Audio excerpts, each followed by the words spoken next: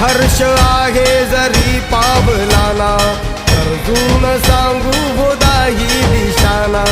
आयुष्य लावू हो आम्ही पणाला, आशा स्वप्न वेड्या तुझ्या लेकराला. आधार लाभो तुझ्या सबुलीचा, तू दुःख हरता भक्तगणांचा दाता. तुझ्या भक्तीचा जागर केला ते वरदान तू आता.